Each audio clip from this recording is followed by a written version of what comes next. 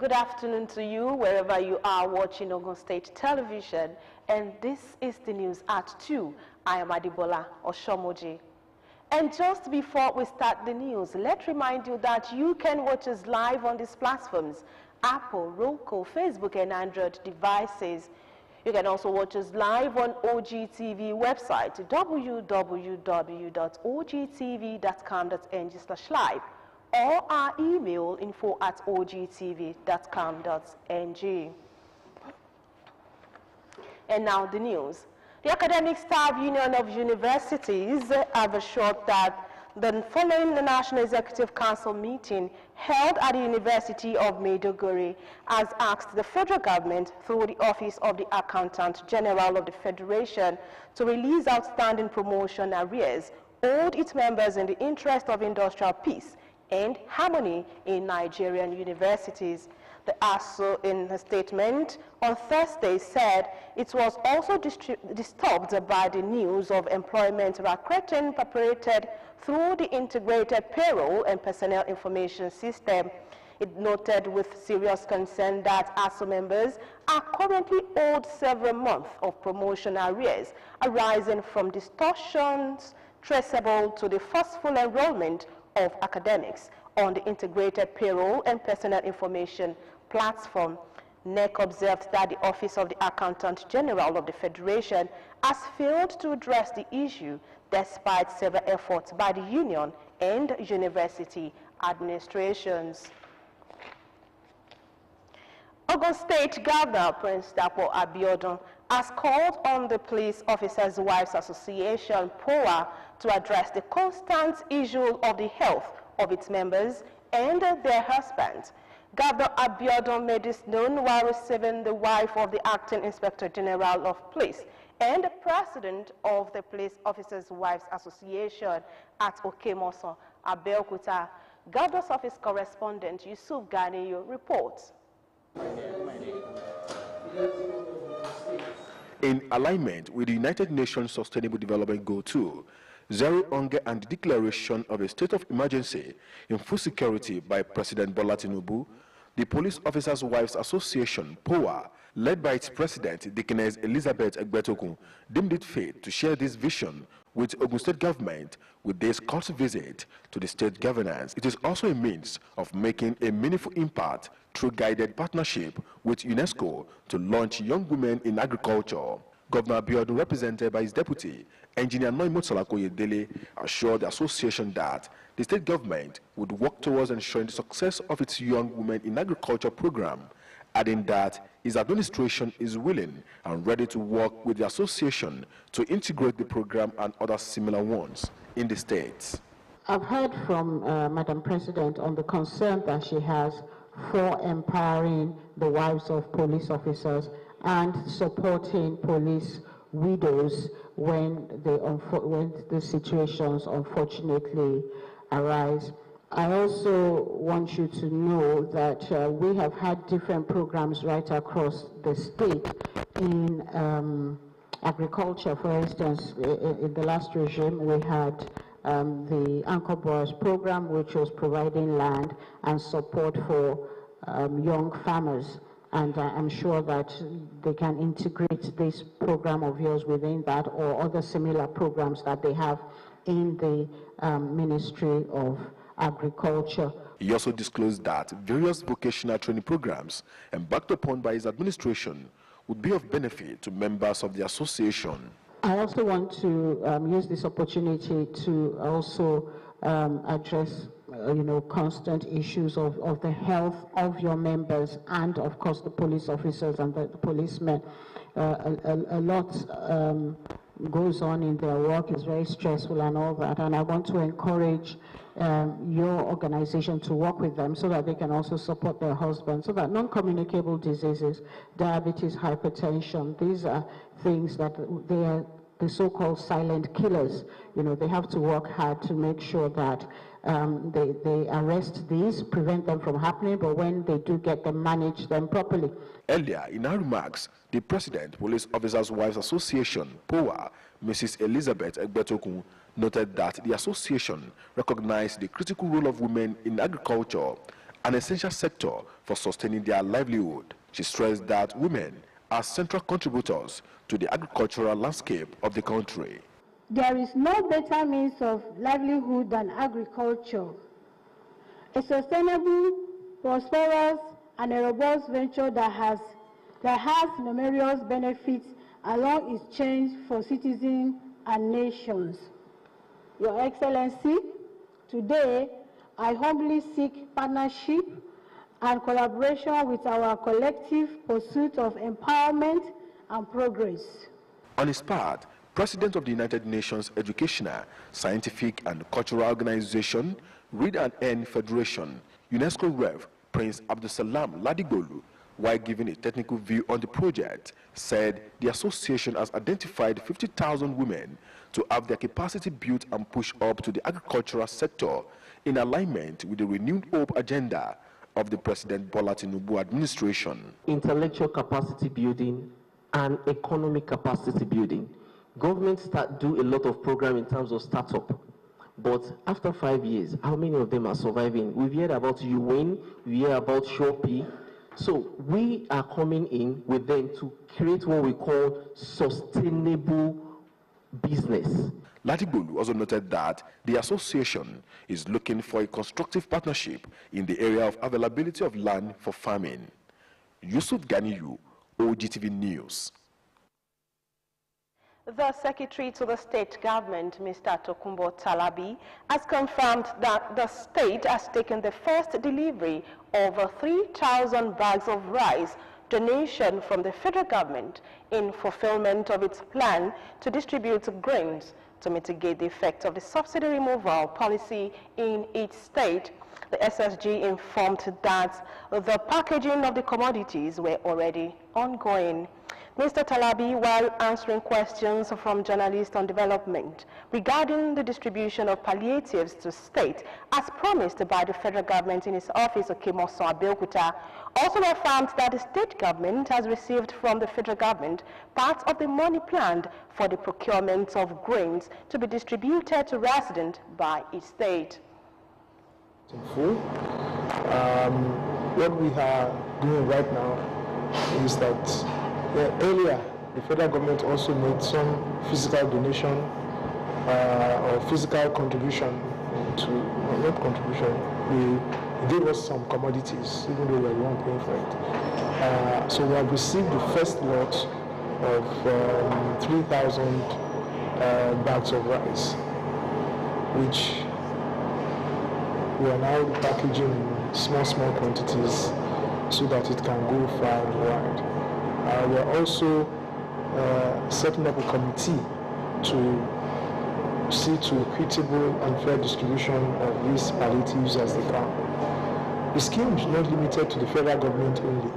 The state also is putting in a lot of its own resources into it as well.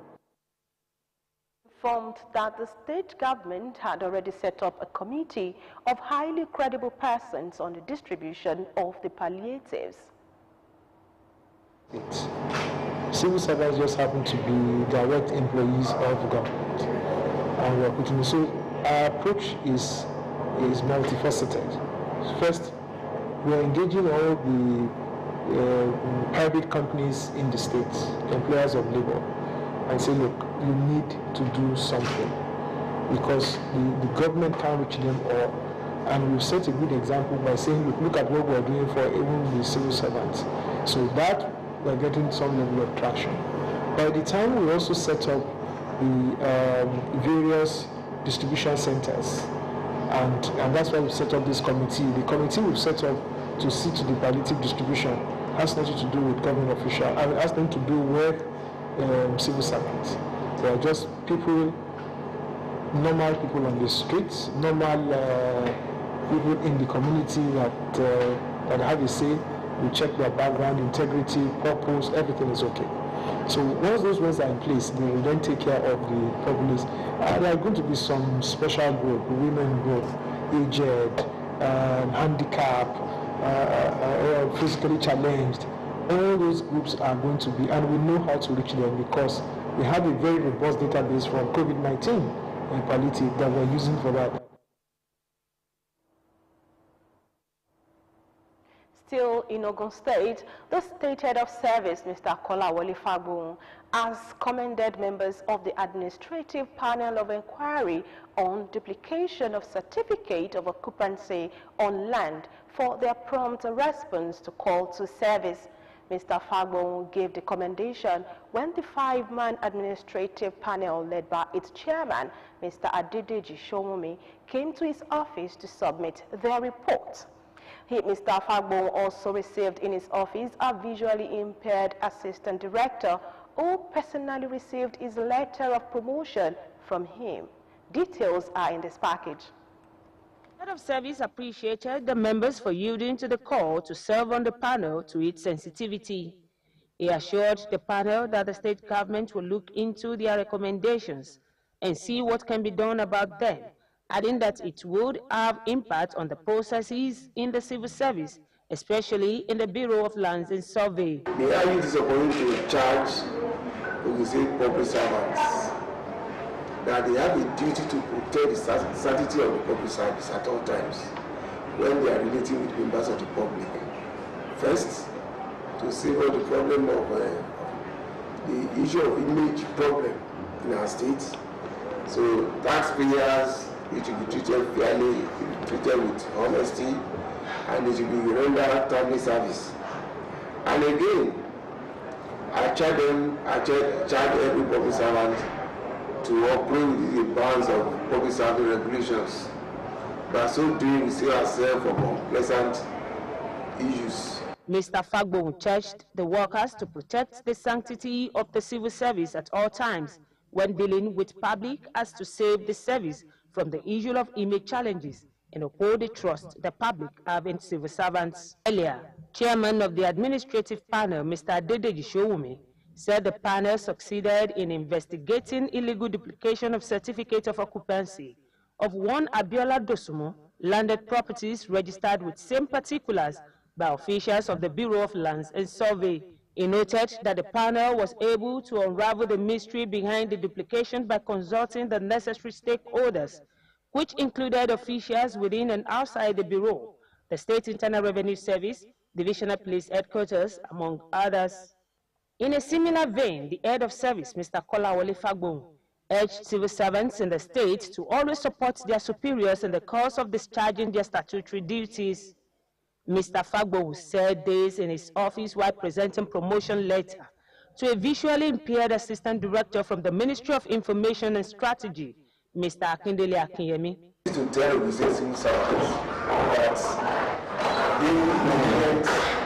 being loyal to the cause of the civil service and being supportive, adding value all the time. There's a time, there's a season for reward and recognition.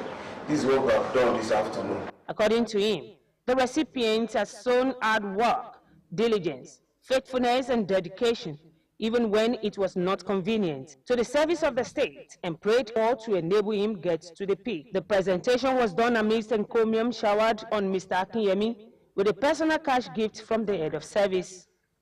In attendance, the Permanent Secretary from the recipient's ministry, Mr. Waheed Adeshino, advised the recipients to keep up the good work that earned him the good gesture, and added that there will always be a payday for whatever anyone does.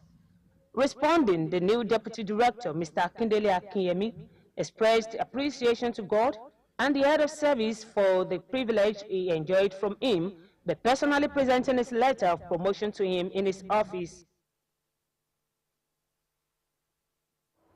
The pursuit of the right course for Nigeria's democracy remains the best option in the face of growing pressure as the country seeks to join the League of Democratically Civilized Countries. Those who spoke with our reporter, Nkem Argo, shared their views on the actualization and persistence of such ruling formula in the Nigerian political system. Our report is presented in this package. The negative consequences of second term can be addressed by the National Assembly by further amending the Constitution to expunge the existing provisions that makes it visible for political office holders to seek second term, replacing it with a provision for a single term of 5 years for both the president and governors. This, according to some respondents, will open up the political space and promote internal democracy even within the political parties. The recent callings that whether the governors or the president should be allowed with a single tenure of 5 years or 6 years is a constitutional issue. It's not what we can left on the doorstep of the masses alone. It has to be a calling for constitutional amendment. Respondents also say this could be a solution to Nigerians' electoral logjam. The fear of no is part of what is even caused a lot of people to, I want to take the second term, I want to do that, and after the second term, we see another one. So as from the governor, I want to become a Senate president, whatever, I want to. So whether you like it or not, they are having third, fourth term, because for somebody that did a 2 years term from there to Senate, and it was not that put the present governor there, it's one that controls it. So automatically it's third term, fourth term. So it's affected a lot of things. At least if we combine into this idea. Whosoever is going in for the election will know that he has just that one term to spend. As such, if he does well, good and fine. If he doesn't do well, that is the end of it. There will be no need. There is this antecedent in the Nigerian political terrain. In most states, the governors use the power of incumbency to secure the second term, not because of their performance in the previous term. Some local government chairmen or other appointees will lose their job if their area could not, if the governor could not win elections from their areas. So it will be an advantage for us to just end it at one term. They also pleaded with the government to look into the system, as it would do more harm than good if being neglected.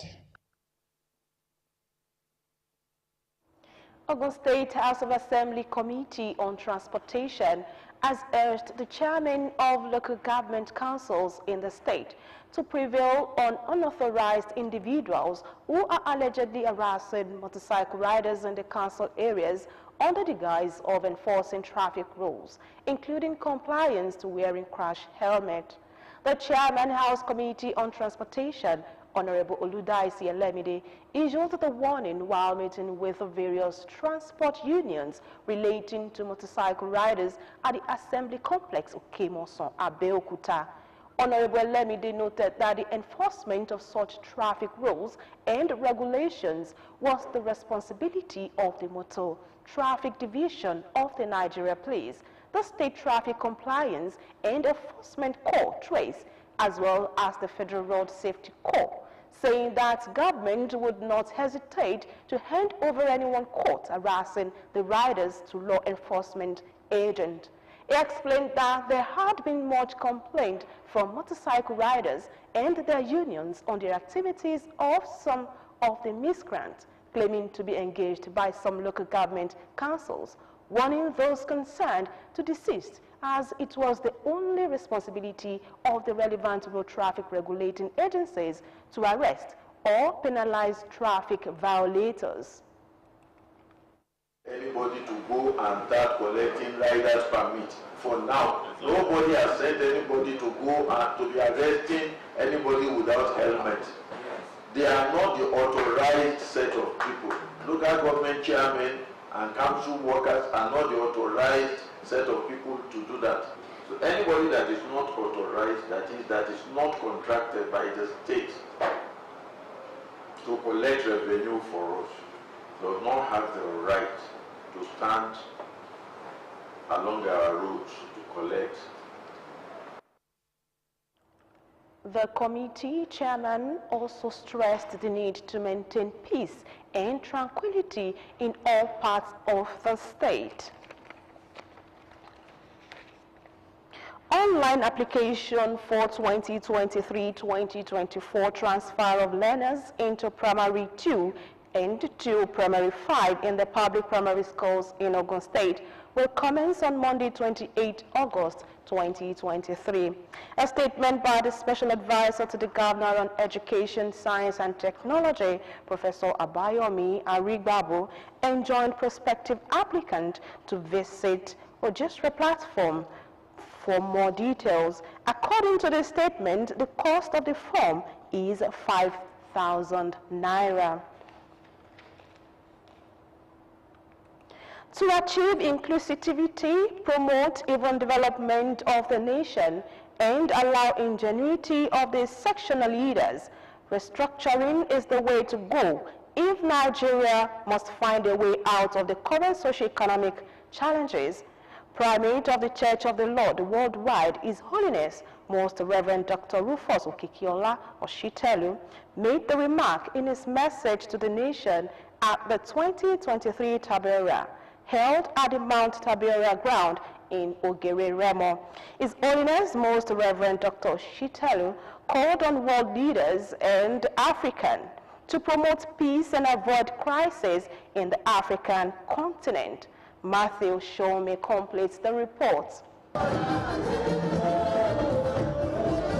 Members of the Church of the Lord worldwide, their guests, and others seeking the blessings of God and divine encounter again converged on Mount Tabora for this year's annual prayer.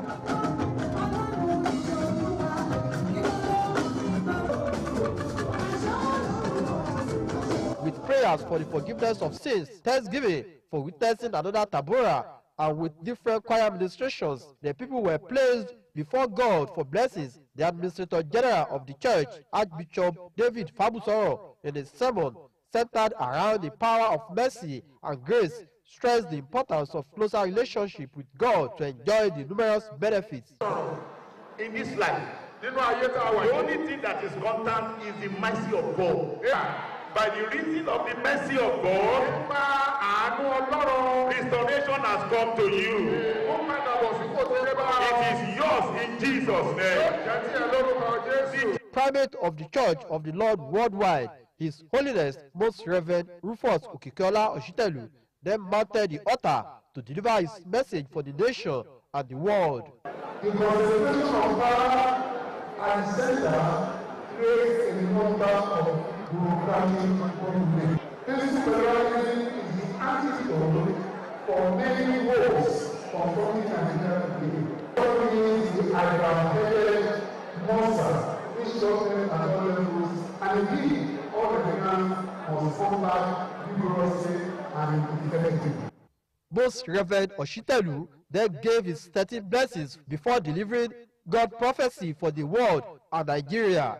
God says, one government and all levels to desist from misappropriation of taxpayers' money for selfish ends in order to avert civil unrest and violence. The Bible says, let politicians be warned against greed and self-centeredness, and avenge the poor and less privileged in society. The theme of this year's Tabora meeting is Merciful and Covenant God. Matthew Showme, Ogtv News. BRICS leaders announced on Thursday that 6 countries have agreed to join the organization to expand areas of partnership. The 6 countries' membership will take effect on January 1, 2024. South African President Cyril Ramaphosa announced at a press conference during the 15th BRICS Summit. The countries are Argentina, Egypt, Ethiopia, Iran, Saudi Arabia, and the United Arab Emirates. BRICS leaders met here from August 22 to 24 in Johannesburg, South Africa, to discuss issues of common interest, including deepening BRICS cooperation and the group's expansion. The BRICS member states are Brazil, Russia, India, China, and South Africa. In sport, world champion and record holder in women's 100-meter hurdles, Tobi Amusan, is one race away from successfully defending the title she won in 2022 after easing into the final of the 2023 World Athletics Championship in Budapest. She clocked a time of 12.56 seconds to win the second semi-final and take one of the automatic spots in the final, which comes up in the evening session today. Then very tight between Nugent and Visser. Russell had the best start, the American. She was a comfortable half meter, maybe a full meter, ahead of the rest, and then she clattered the hurdle, and her really tough heat, and what a great start. Oh, it was a good start by Russell, but she's clattered the hurdle. She's out of it. Nugent running really well. Now, Amazon on the line, I think, and then very tight between Nugent and Visser. Russell had the best start, the American. She was a comfortable half meter, maybe a full. And just before we end the news at 2, let's remind you that one moment of patience may ward off great disaster. One moment of impatience may ruin a whole life. And don't forget that you can watch us live on these platforms: Apple, Roku, Facebook, and Android devices. You can also watch us live on Ogtv website, www.ogtv.com.ng/live, or our email info@ogtv.com.ng.